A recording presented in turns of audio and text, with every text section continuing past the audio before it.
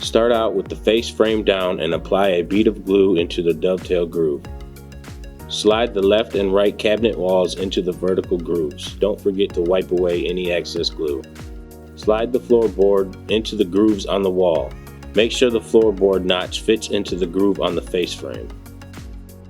Locate the small and large toe kicks. Slide them into place using the dovetail. The large toe kick should be placed at the front of the cabinet and the small toe kick should be placed at the back.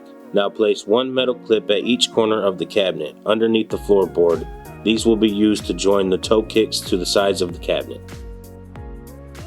Set your cabinet upright and slide the back wall into place using the grooves. Make sure it fits into the groove on the floorboard as well.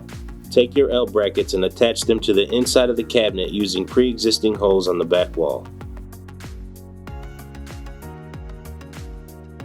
Now you want to place a corner bracket in each corner of the top of the cabinet. Make sure they are near the top of the cabinet. These will join the face frame and the back wall together with the side walls of your cabinet. Now take your drawer glides and slide them into place on your L brackets. The front of the glide should rest on the face frame. Once all your glides are into place, they can be secured to the inside of the face frame using predetermined dimple. Set the drawer face down and place a bead of glue on each groove and tooth on the drawer. Using a rubber hammer or a clamp, attach the drawer side to the drawer front via the dovetail. Now slide the floorboard of your drawer into place using the exposed grooves on the inside of the drawer. Now place the back of the drawer in place and connect it using the dovetails. Make sure the floorboard fits into the groove on the back of the drawer and push it together.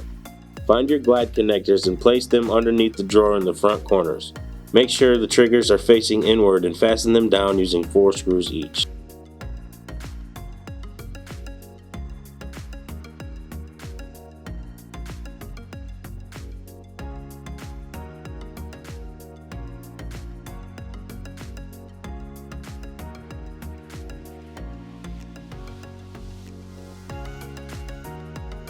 Take your completed drawer or drawers and slide into the cabinet until your glides click into place. If they don't connect, pull the glide out and slide into the connector by hand until it clicks into place. Place the door face down and set each hinge into place, making sure the holes on the hinge line up with the holes on the door.